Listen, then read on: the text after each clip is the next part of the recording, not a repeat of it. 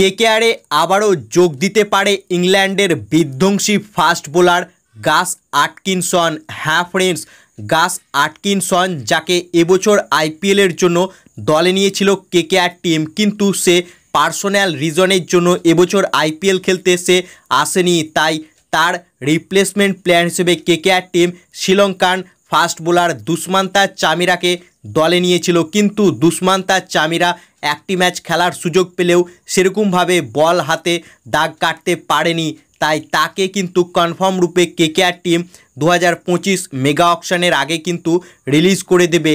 এবং গাস আটকিনসন যাকে কিনেছিল কেকেআর টিম, সে কিন্তু রিসেন্টলি দুর্দান্ত ফর্মে রয়েছে এবং সে একজন তরুণ ফাস্ট বোলার, অর্থাৎ তার বয়স মাত্র 21 এবং রিসেন্টলি সে ওয়েস্ট ইন্ডিজের বিরুদ্ধে ইংল্যান্ডের হয়ে টেস্ট ম্যাচে দুরন্ত বল করেছে, যেখানে ফার্স্ট ইনিংসে একাই 60টি উইকেট নিয়েছে এবং দ্বিতীয় ইনিংসে একাই 5টি উইকেট নিয়েছে, অর্থাৎ টোটাল এক ম্যাচে সে 12টি উইকেট নিয়েছে এবং দুরন্ত বল করে ম্যাচের সেরা হয়েছেন কিন্তু গাস আটকিনসন এবং সে কিন্তু দুর্দান্ত ফর্মে রয়েছে।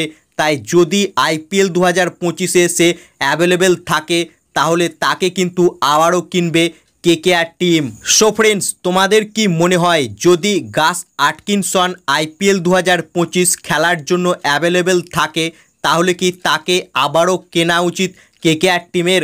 তোমাদের কি মতামত এ বিষয়ে তা কমেন্ট করে জানাও এবং ভিডিওটি ভালো লাগলে ভিডিওটিকে করো লাইক এবং আইপিএল ও কেকেআর সম্বন্ধে আরও খবর পাওয়ার জন্য চ্যানেলকে করো সাবস্ক্রাইব। ধন্যবাদ।